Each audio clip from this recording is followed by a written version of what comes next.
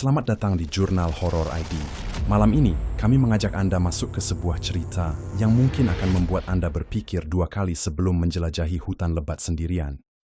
Bukan sekadar kisah penampakan atau suara gaib, ini adalah kisah tentang pertempuran antar makhluk halus, perebutan kekuasaan yang tidak terjadi di dunia manusia, namun cukup dekat untuk dirasakan oleh kita yang hidup berdampingan dengan mereka. Lokasinya bukan tempat asing, tetapi berada di jantung Jawa Tengah, tepatnya di kawasan yang dikenal masyarakat sebagai Alas Wonosadi.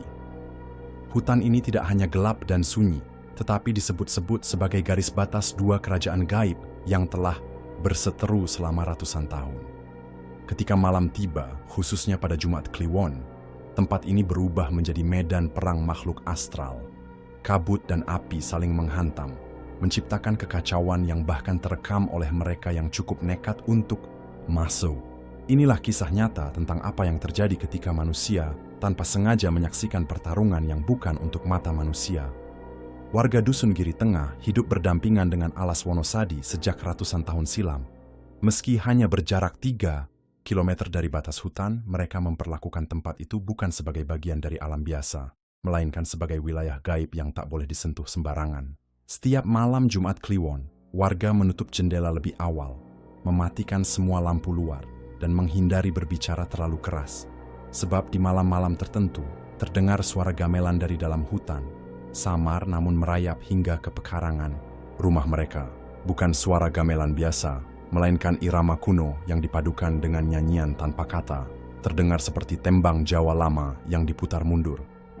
Beberapa warga tua percaya bahwa suara itu adalah tanda perjamuan gaib dari dua kerajaan demit yang bersiap untuk bertempur. Kadang iramanya tenang seperti kenduri, kadang berubah menjadi cepat dan kacau, seolah menggambarkan ketegangan menjelang peperangan.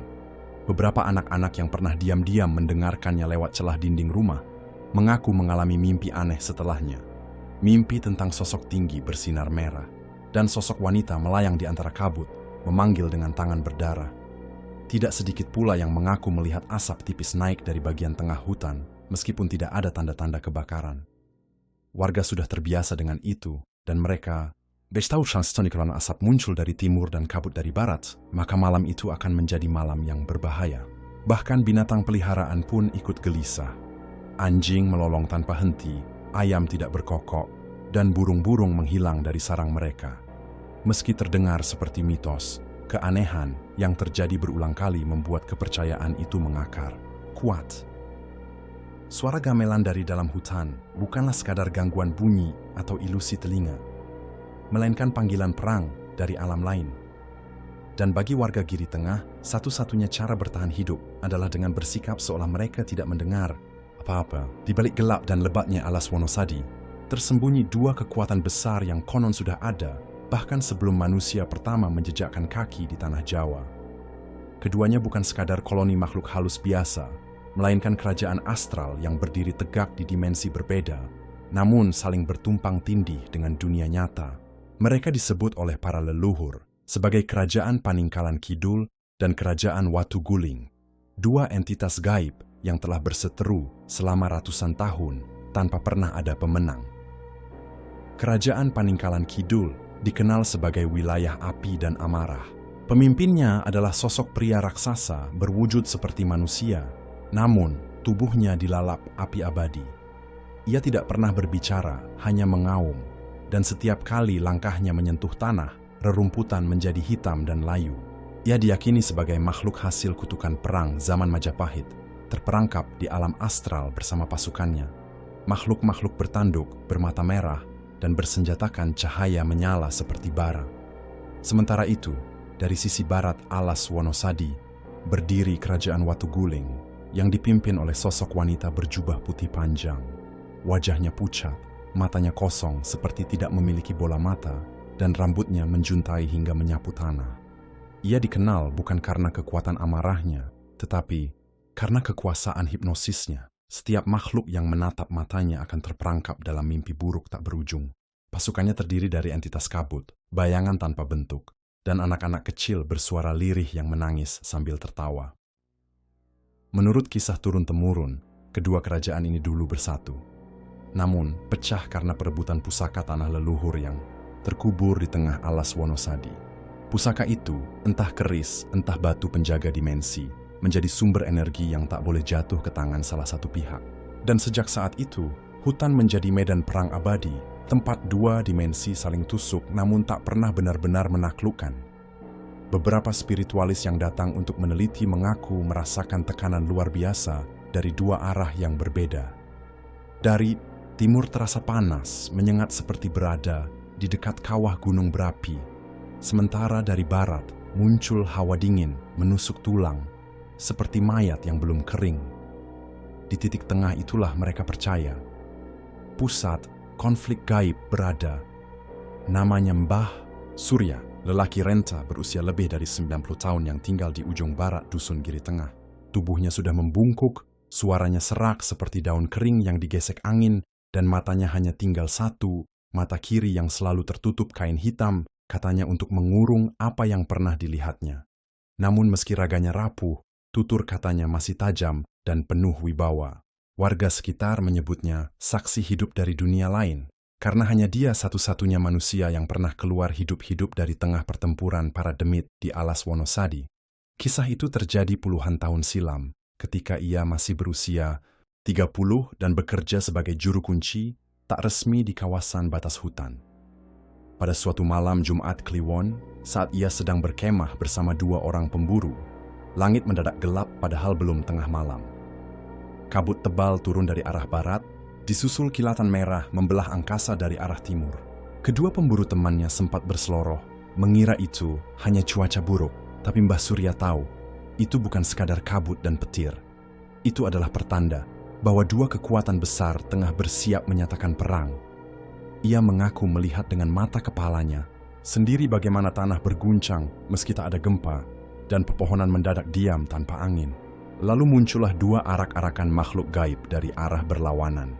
Dari timur, api membakar dedaunan tanpa menyentuh batang pohon. Dari barat, kabut berubah menjadi bentuk manusia setengah transparan yang berbisik-bisik dalam bahasa kuno yang tak dipahami. Mereka bertemu tepat di tengah alas, dan disitulah semuanya pecah menjadi kekacauan yang tak bisa digambarkan dengan logika manusia. Mbah Surya tidak ingat bagaimana ia selamat. Ia hanya ingat terbangun 2 hari kemudian di tepian hutan. Seluruh tubuhnya luka, telinga berdarah, dan mata kirinya buta permanen. Sejak hari itu, ia bersumpah tidak pernah lagi masuk ke dalam alas Wonosadi dan selalu memperingatkan siapapun yang ingin mencoba. Kau bukan hanya melihat perang, kau bisa ikut mati di dalamnya. Katanya lirih setiap kali cerita itu disinggung. Puluhan tahun berlalu sejak Mbah Surya mengisahkan kengerian itu. Namun seperti kebanyakan mitos, generasi muda mulai menganggap cerita tersebut hanyalah bumbu mistis orang tua zaman dulu. Sampai akhirnya muncul dua pemuda asal Yogyakarta yang ingin membuktikan sendiri kebenaran kisah tersebut. Mereka adalah Dino dan Yogas, sepasang sahabat yang mengelola kanal YouTube bertema eksplorasi tempat-tempat angker dan cukup populer di kalangan pecinta horor. Dengan kamera full frame, drone, dan alat perekam suara, keduanya menyusun rencana untuk masuk ke dalam alas Wonosadi dan merekam semuanya demi konten eksklusif bertajuk Malam di Medan Perang Makhluk Halus, Misteri Alas Wonosadi. Sebelum masuk ke lokasi, mereka sempat mewawancarai Mbah Surya secara langsung. Meski awalnya enggan bicara, Mbah Surya akhirnya luluh dan hanya memberikan satu pesan pendek. Kalau kabut datang dan gamelan berbunyi, berdoalah kalian sempat keluar. Dino tertawa kecil, mengira itu sekadar ungkapan puitis. Yogas lebih serius, namun semangat mereka terlalu besar untuk diurungkan oleh rasa takut. Mereka bahkan membawa sesajen lengkap sebagai bentuk penghormatan, meski niatnya tetap untuk konten dan tontonan semata. Malam itu, mereka masuk dari sisi utara hutan, membawa lampu LED, kamera night vision, dan alat perekam suara EVP. Awalnya perjalanan terasa seperti petualangan biasa. Hanya suara jangkrik, gemerisik daun, dan kilauan mata hewan liar di kejauhan. Tapi ketika waktu menunjukkan pukul 11.13 malam, segalanya mulai berubah. Angin berhenti bertiup, udara menjadi berat. Dan dari arah barat laut, kabut mulai merayap. Hammerfrchan menyelamat pohon-pohon dengan keheningan mematikan. Kemudian terdengarlah suara gamelan. Bukan dari speaker, bukan dari alat, melainkan dari dalam tanah, seolah bumi di bawah kaki mereka sedang berpesta. Gendang, saron, bonang, dan gong terdengar lirih namun jelas. Irama lambat dan tidak beraturan, seolah dimainkan oleh tangan yang bukan milik manusia. Dino langsung menyadari sesuatu tak beres, sementara Yogas mulai merekam suara itu dengan wajah serius.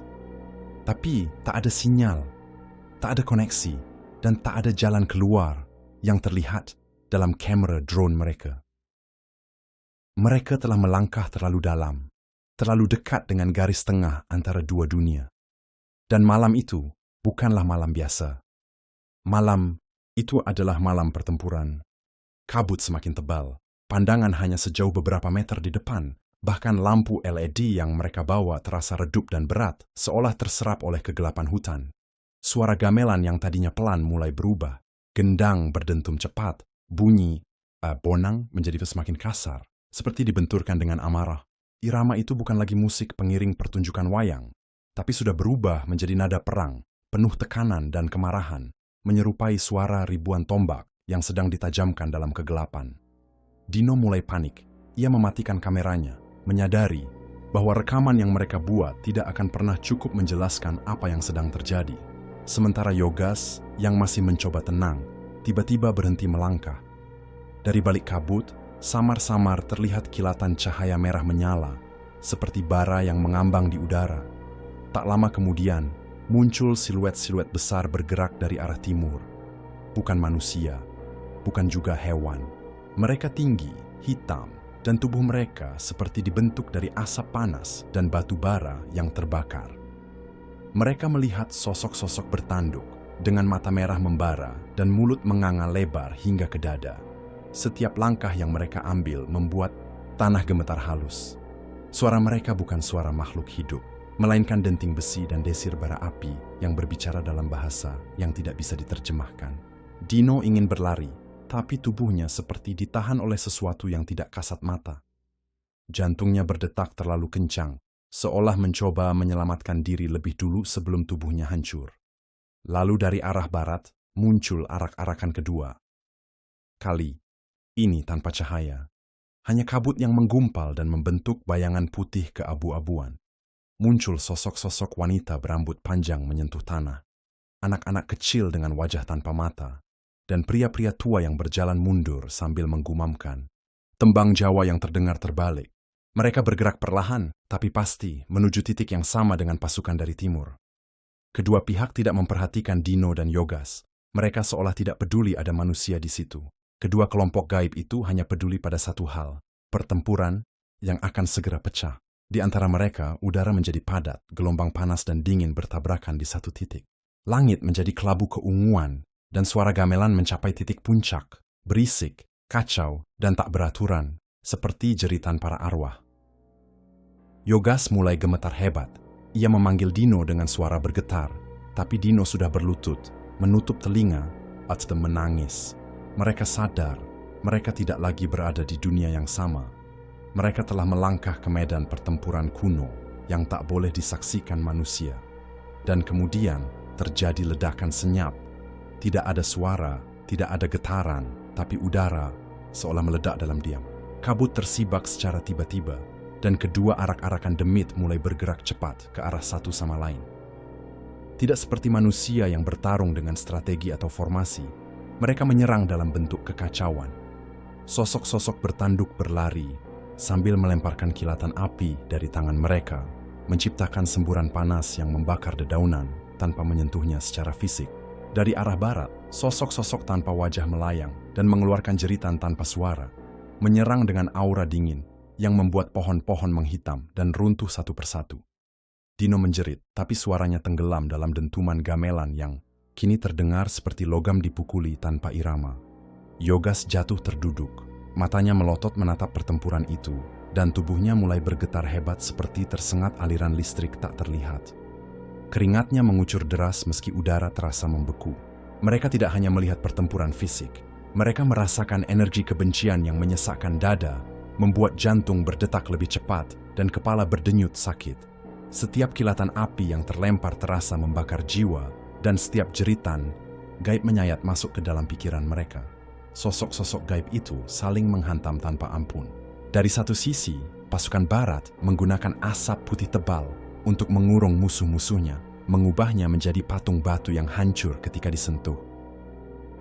Dari sisi lain, pasukan Timur menembakkan semburan merah yang membuat tanah merekah dan makhluk-makhluk lawan mencair seperti lilin. Ini bukan pertempuran biasa, ini adalah perang antara dimensi, antara kekuatan lama yang sudah ada jauh sebelum manusia menyentuh tanah Jawa. Tapi yang paling mengerikan bukan hanya perangnya. Yang lebih mengerikan adalah beberapa sosok di kedua pasukan mulai melihat ke arah Dino dan Yogas. Awalnya mereka mengabaikan, tapi entah bagaimana keberadaan dua manusia itu mulai mengganggu keseimbangan. Satu sosok bertanduk tinggi, dengan tubuh setengah arang terbakar, berjalan perlahan ke arah Yogas. Sementara di sisi lain, sosok wanita putih tanpa wajah melayang menuju Dino, mengulurkan tangan panjang dan dingin, dengan suara bisikan seperti doa yang dibalikkan. Dan saat kedua, tangan makhluk itu hampir menyentuh mereka. Semua menjadi gelap. Total. Tidak ada suara. Tidak ada cahaya. Tidak ada waktu. Yogas terbangun lebih dulu. Kepalanya berat, mulutnya kering, dan seluruh tubuhnya terasa seperti habis ditarik keluar dari liang kubur. Saat ia membuka mata, langit di atasnya bukan langit malam, melainkan langit abu-abu kusam, tanpa matahari, tanpa bulan, tanpa bintang. Hanya kabut pekat menggantung diam di udara. Sekelilingnya adalah hutan, tapi bukan seperti tadi. Pohon-pohonnya menjulang aneh, bengkok, dan tampak seperti tubuh manusia yang membatu. Suara hutan pun sunyi total, tidak ada jangkrik, tidak ada daun gugur, bahkan detak jantungnya sendiri seolah teredam. Ia memanggil Dino, pelan dan takut-takut. Beberapa meter dari tempatnya terbaring, Dino terduduk dengan pandangan kosong. Matanya terbuka, tapi wajahnya kaku. Ia tidak menangis, tidak bicara, hanya bergumam pelan, mengulang-ulang kalimat yang membuat Yogas merinding. Mereka tahu kita, mereka tahu kita, mereka tahu kita. Yogas mencoba mengguncang bahu sahabatnya, namun reaksi Dino tetap datar. Di sekeliling mereka, tanah tampak dipenuhi jejak yang tidak manusiawi.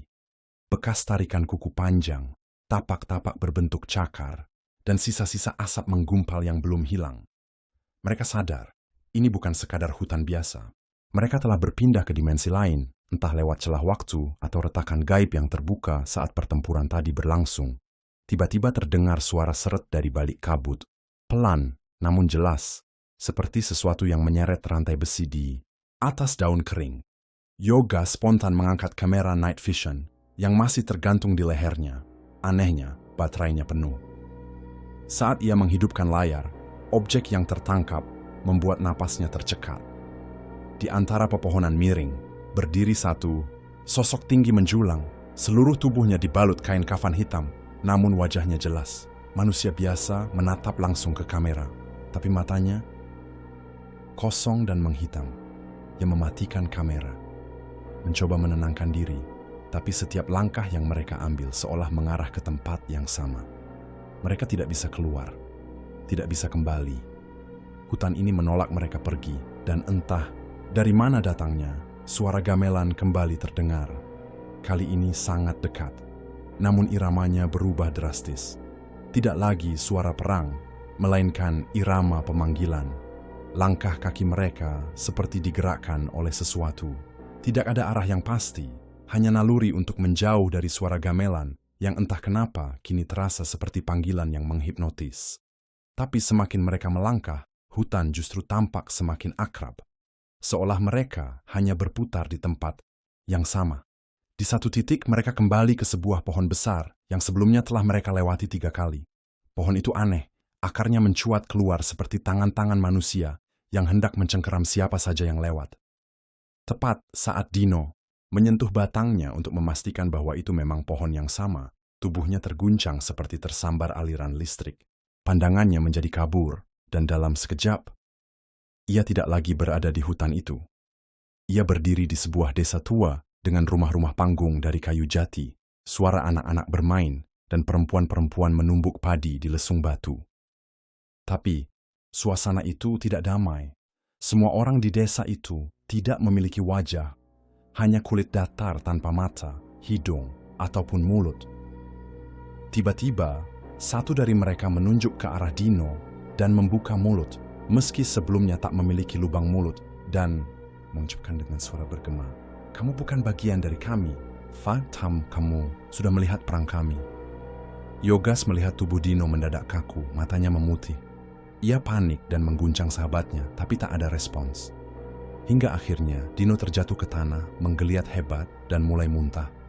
Namun bukan makanan. Yang keluar dari mulutnya, melainkan tanah basah. Tanah berbau amis seperti dari kuburan yang baru digali. Setelah beberapa saat, Dino tersadar, tapi matanya kini berbeda. Seolah ada sosok lain yang ikut bersamanya. Ia memegang tangan Yogas dengan erat dan berkata pelan, "Kita harus mencari sumur itu. Sumur angker di tengah hutan." Mereka bilang, "Disitulah semuanya dimulai." Yogas bingung. Ia tidak pernah mendengar soal sumur itu, tapi Dino mengangguk keras, seolah yakin sekali. Itu bukan cuma perang antar demit. Ini tentang pengkhianatan lama, dan sumur itu adalah gerbangnya. Kabut kembali menggulung di sekeliling mereka, lebih pekat dari sebelumnya. Dan dari kejauhan, suara gamelan berganti dengan suara tangisan bayi. Perjalanan menuju sumur itu bukanlah sekadar menyusuri hutan. Setiap langkah mereka seperti melewati lapisan-lapisan waktu yang berbeda. Tanah berubah dari lembab menjadi kering, lalu berair, lalu seperti pasir gurun. Pohon-pohon yang awalnya menjulang mulai berubah bentuk, seperti melengkung memandangi mereka, dengan dahan-dahan yang menyerupai tangan manusia yang menggeliat. Kabut tak lagi hanya putih, melainkan berpendar merah samar, seolah menyorot dari arah yang tidak memiliki sumber cahaya. Yogas mulai merasa mual, kepalanya berdenyut, dan suara tangisan bayi yang sejak tadi mereka dengar kini seperti berbisik di dalam pikirannya. Suara itu bukan sekadar tangis, tetapi ratapan panjang, seperti permohonan untuk dibebaskan. Sementara itu, Dino terus berjalan seperti orang kesurupan. Pandangannya kosong, namun langkahnya teguh, seolah ada sesuatu yang memanggilnya, menariknya ke tempat itu. Sesekali ia bergumam dalam bahasa yang Yogas tak mengerti, kata-kata seperti mantra tua dari zaman kerajaan. Setelah menembus rumpun bambu yang tumbuh rapat dan berdesis seperti ular, mereka tiba di sebuah dataran rendah yang sunyi dan cekung, seperti mangkuk besar. Di tengah-tengahnya terdapat sumur tua dari batu hitam. Sumur itu tak memiliki timba, tak ada tali, dan lubangnya ditutupi papan kayu lapuk yang diikat dengan tali ijuk. Yang membuat bulu kuduk Yogas berdiri adalah ukiran di sekeliling bibir sumur, rangkaian wajah manusia dengan ekspresi ketakutan, seolah mereka sedang menjerit minta tolong sebelum dibekukan dalam batu. Udara di sekitar sumur jauh lebih dingin daripada bagian hutan lainnya. Nafas mereka mulai terlihat, dan meski tidak ada angin, kain-kain putih yang tergantung di pepohonan sekitar bergerak pelan, seperti melambai. Di bawahnya terdapat jejak-jejak kaki yang bukan milik manusia, panjang, bersisik, dan terbenam terlalu dalam di tanah seperti makhluk berat pernah mengitarinya. Dino mendekati sumur dan berlutut. Tangannya gemetar saat menyentuh tutup kayu itu. Tiba-tiba, sebuah suara lirih terdengar jelas di telinga mereka berdua, meski tak ada satupun dari mereka yang mengucapkannya. Siapa yang membangunkan kutukan lama akan menjadi bagian dari perang yang belum selesai. Yogas menarik Dino menjauh, tapi sahabatnya malah tersenyum. Senyum yang bukan milik Dino. Seseorang atau sesuatu kini menumpang dalam tubuhnya. Yogas belum sempat menarik Dino lebih jauh ketika udara di sekitar mereka berubah drastis. Langit kelabu mendadak menghitam, seperti malam yang dipaksa turun sebelum waktunya. Angin menggulung dari segala arah, memutar dedaunan dan abu seperti pusaran api yang tak terbakar. Pohon-pohon yang mengelilingi sumur bergoyang hebat meski tak satu pun angin menyentuh ranting di atas. Seolah-olah hutan itu sedang bernafas. Dino, atau entitas yang mengendalikan tubuhnya, berdiri perlahan. Suaranya berubah, lebih berat, lebih tua, seperti berasal dari tenggorokan yang tidak lagi hidup. Sudah saatnya. Pengkhianatan lama tak bisa disembunyikan selamanya. Darah harus dibayar dengan darah. Dengan gerakan tiba-tiba, ia menyingkirkan papan kayu penutup sumur. Tali ijuk yang melilitnya terlepas sendiri seperti dipotong dari dalam. Begitu segel itu terbuka, hembusan udara dingin yang menjijikkan keluar dari dalam sumur, membawa aroma tanah basah, darah busuk, dan dupa terbakar. Dari dalamnya tidak tampak air, hanya kegelapan pekat yang bergerak, berputar seperti cairan yang hidup. Yogas ingin menjerit, ingin lari, tapi tubuhnya tak mau bergerak. Di matanya muncul kilasan bayangan, potongan-potongan sejarah yang tidak pernah ia ketahui. Seorang pangeran sakti yang mengkhianati janji leluhurnya, seekor siluman penjaga sumur yang disegel oleh para pertapa, dan pertumpahan darah antara para penunggu alam halus yang menuntut keadilan. Tiba-tiba dari dalam sumur, sebuah tangan kurus dan panjang menjulur keluar, kuku-kukunya hitam dan melengkung. Diikuti oleh suara raungan rendah, bukan suara binatang, bukan suara manusia, tapi gabungan keduanya. Tangan itu mencengkeram bibir sumur, lalu muncul bagian kepala, makhluk berwajah separuh manusia, separuh tengkorak, dengan rambut gimbal panjang, berlumur tanah dari segala arah. Suara gamelan kembali terdengar. Kali ini seperti perang, bukan satu kelompok, tapi dua kelompok besar yang mulai memanggil pasukannya dari setiap penjuru hutan. Yogas melihat di kejauhan, di balik kabut, makhluk-makhluk gaib mulai bermunculan. Ada yang melayang tanpa kaki, ada yang bertubuh besar seperti raksasa, dan ada pula yang mirip anak-anak, tapi bermata merah menyala. Dunia nyata dan dunia gaib telah tersambung kembali lewat sumur ini. Perang para demit yang dulu disegel, kini akan dimulai lagi. Dan Yogas, ia terjebak di tengahnya, tanpa tahu siapa kawan, siapa lawan. Dalam hiruk-pikuk suara gaib yang bersahutan dan angin berdesing seperti lolongan serigala, Yogas berusaha keras menarik kesadarannya kembali. Namun tubuhnya masih membeku, seolah ditahan oleh sesuatu yang tak kasat mata. Pandangannya kabur, tapi satu suara menembus semua kebisingan, suara Dino. Atau lebih tepatnya, makhluk yang kini menumpang dalam tubuh Dino. Yogas, hanya kau yang bisa menutup sumur ini. Tapi untuk itu, kau harus ingat siapa kau sebenarnya. Kata-kata itu seperti menusuk dadanya. Tiba-tiba bayangan-bayangan masa kecilnya berkelebat. Ritual aneh yang pernah dilihatnya secara tak sengaja saat mengintip dari balik pintu rumah kakeknya di malam Jumat Kliwon. Sebuah lingkaran dupa, boneka jerami dibakar, dan kakeknya membacakan mantra dengan wajah penuh amarah. Kala itu, Yogas hanya mengira itu bagian dari tradisi kuno. Tapi sekarang ia sadar, darahnya adalah bagian dari perjanjian tua antara manusia dan makhluk penunggu hutan. Ia adalah keturunan juru segel. Sosok wanita tua dengan rambut putih panjang tiba-tiba muncul di dekatnya. Matanya kosong, namun suara dari mulutnya seperti gema yang menggema langsung ke dalam otaknya. Darahmu kunci, tapi menutup gerbang tak bisa tanpa bayaran. Salah satu dari kalian harus tinggal selamanya. Yogas menoleh ke Dino yang kini tertunduk lemah. Sosok yang menguasainya tampak berjuang, seperti sedang ditarik oleh kekuatan yang lebih besar dari dalam sumur. Di sekitarnya, makhluk-makhluk astral semakin mendekat. Beberapa mulai bertempur satu sama lain. Demit berwujud kabut bertarung dengan sosok api. Raungan mereka memecah keheningan malam dan memantulkan cahaya merah di antara batang-batang pohon. Yogas tahu, jika ia tidak bertindak sekarang, dunia nyata akan dilanda kekacauan gaib yang tak akan bisa dibendung. Tapi untuk menutup gerbang itu, ia harus berkorban. Entah jiwa, darah, atau sahabatnya sendiri. Tangannya meraih liontin tua milik kakeknya yang selama ini disimpan dalam saku ransel. Tak pernah ia tahu kegunaannya. Namun kini, liontin itu memancarkan cahaya biru tua. Ia berdiri perlahan, dengan tubuh masih gemetar, lalu menatap ke arah sumur yang kini telah sepenuhnya terbuka, pintu menuju dimensi perang para demit. Dan dari dasar sumur, suara-suara mulai memanggilnya. Yogas, Yogas, waktumu sudah tiba. Yogas berdiri tegak, meski lututnya gemetar dan dadanya dipenuhi ketakutan.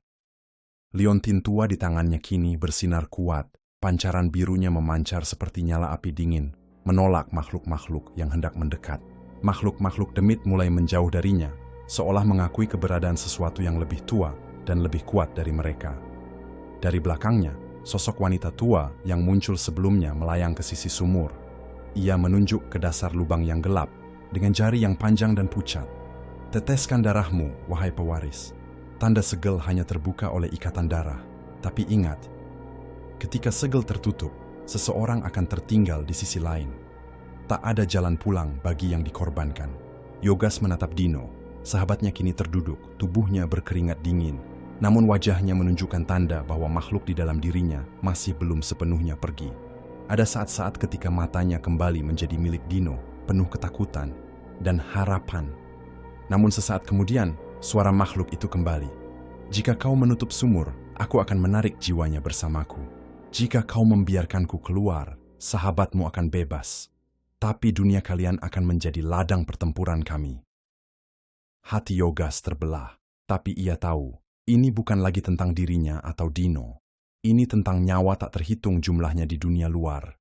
Jika ia membiarkan gerbang terbuka, dunia manusia akan menjadi arena konflik abadi antara para demit yang telah lama terkunci dan haus kekuasaan. Dengan tekad yang meletup dari dasar nuraninya, Yogas menggenggam liontin erat, lalu menggigit ujung, jarinya hingga darah menetes. Ia menorehkan darah itu ke batu bibir sumur, tepat di atas ukiran wajah-wajah manusia yang seperti menjerit. Batu itu langsung bereaksi, menyala merah membara, dan suara gamelan terdengar memekakkan, seperti ribuan suara memprotes tindakan tersebut. Sumur mulai bergetar hebat. Dari dasar lubangnya, makhluk-makhluk hitam berusaha keluar lebih cepat. Makhluk-makhluk bertanduk, bersayap, dan bermata menyala muncul satu persatu, bersiap melawan segel terakhir. Udara seperti pecah, petir menyambar dari langit tanpa awan, dan pohon-pohon bergetar seperti hendak tumbang. Namun sinar dari liontin meluas, membentuk lingkaran cahaya raksasa di sekeliling sumur. Dari atas, cahaya itu membentuk simbol-simbol kuno, huruf-huruf Jawa yang hanya terbaca oleh darah keturunan penjaga. Segel mulai aktif kembali, tapi lalu suara wanita tua itu berbisik. Untuk menutup selamanya, satu jiwa harus tetap di dalam. Yogas tahu saat itu akan datang. Pilihan itu sudah menunggu di depan matanya. Waktu seperti melambat. Di sekeliling Yogas, cahaya dan kegelapan saling bertarung, membentuk pusaran besar di atas sumur. Gema suara-suara dari dunia gaib memekakkan telinga, ratapan, jeritan, tawa menyeramkan yang bersatu menjadi orkestra kehancuran. Makhluk-makhluk yang telah terbebas dari sumur mulai lenyap satu persatu, tersedot kembali ke dalam saat segel darah aktif. Tapi sang penguasa kegelapan belum pergi. Ia masih ada, terkunci dalam tubuh Dino. Dino terbaring, tubuhnya setengah sadar, mata terbuka dengan pupil yang berganti-ganti antara manusia dan siluman. Suara dua entitas bertabrakan di dalam dirinya, jeritan Dino dan lolongan makhluk yang menolak kembali ke penjara. Kau tahu pilihanmu. Suara wanita tua itu terdengar lagi. Kali ini semakin dekat. Tinggalkan sahabatmu dan dunia selamat. Atau lepaskan dia, dan semua ini akan sia-sia. Yogas menatap Dino. Air matanya mulai mengalir. Bayangan masa kecil mereka berkelebat. Berlari di pematang sawah, tertawa di atas sepeda tua, dan berbagi nasi bungkus saat hujan badai mengguyur. Tapi di balik semua itu, ada kesadaran yang menyayat. Tak semua sahabat ditakdirkan untuk selamat bersama. Dengan tangan gemetar, ia mendekat. Liontin di tangannya menyala lebih terang, kini seperti pisau cahaya. Ia menunduk, menyentuh kening Dino, lalu berbisik. Maafkan aku. Kau akan selalu hidup dalam ingatanku. Dino membuka mata, sejenak penuh kesadaran. Jangan, aku takut. Tapi, Yogas sudah menancapkan liontin itu ke tanah di sisi sumur dan membaca mantra yang muncul tiba-tiba di pikirannya. Bahasa Jawa kuno, warisan leluhur penjaga gerbang gaib. Cahaya menyambar. Suara gemuruh mengguncang tanah. Dari dasar sumur, sebuah tangan raksasa mencoba menarik Dino ke bawah, namun cahaya dari liontin mencengkram kuat tubuhnya. Seluruh tubuh Dino bercahaya, lalu menghilang seketika dalam ledakan sunyi, seakan waktu berhenti untuk memberi penghormatan terakhir. Sumur itu kini kembali tertutup. Tanah mengeras, dan batu penutup perlahan kembali ke tempatnya, seperti tidak pernah digeser. Angin berhenti, hutan menjadi senyap. Terlalu senyap. Yogas jatuh berlutut. Dunia telah diselamatkan. Tapi harga yang ia bayar adalah satu-satunya orang yang paling ia percaya. Beberapa minggu setelah kejadian itu, Yogas keluar dari hutan dengan tubuh lemah dan pikiran kosong. Warga desa menemukannya tak jauh dari pemakaman tua, mengenakan pakaian compang-camping dan berbau kemenyan hangus. Ia tak berkata sepatah kata pun. Saat ditanya tentang Dino, ia hanya menunduk dan menggenggam liontin yang kini tampak kusam, tak lagi bersinar. Tak ada yang tahu apa yang sebenarnya terjadi di dalam hutan malam itu. Sumur tua itu kini tak lagi bisa ditemukan, seolah hutan menelannya kembali. Bahkan warga sekitar mengaku jalur menuju tempat itu kini tak bisa dilalui, tertutup kabut yang tak pernah hilang. Mereka percaya pertempuran itu bukan hanya legenda, itu nyata, tapi hanya sedikit yang mau membicarakannya. Yogas meninggalkan desanya tak lama kemudian. Ia pindah ke kota lain, hidup dalam diam, dan hanya menulis dalam buku harian usang yang tak pernah ia buka untuk siapapun. Di halaman terakhir, hanya ada satu kalimat, "Aku memilih dunia ini atas nama yang telah pergi." Sampai hari ini, hutan Wonosadi masih dianggap angker oleh warga sekitar. Setiap malam Jumat Legi, terdengar suara seperti jenderang dan lolongan dari arah pepohonan terdalam. Suara-suara itu hanya bisa didengar oleh orang-orang yang terhubung dengan dunia gaib, mereka yang masih membawa garis darah lama. Dan jika kalian berjalan terlalu dalam ke hutan, siapa tahu kalian akan melihat sesosok pria berdiri sendirian, memegang liontin tua, menatap ke tanah yang dulu menjadi medan pertempuran para demit. Terima kasih telah menyaksikan kisah ini bersama kami di Jurnal Horor ID. Dunia ini menyimpan banyak cerita yang tak bisa dijelaskan oleh logika, dan beberapa di antaranya terkubur dalam sunyi, menunggu waktu untuk bangkit kembali. Jangan lupa untuk subscribe, nyalakan lonceng notifikasi, dan tulis di kolom komentar. Apakah kalian percaya bahwa pertarungan dunia gaib benar-benar pernah terjadi di sekitar kita? Sampai jumpa di kisah nyata berikutnya, hanya di Jurnal Horor ID.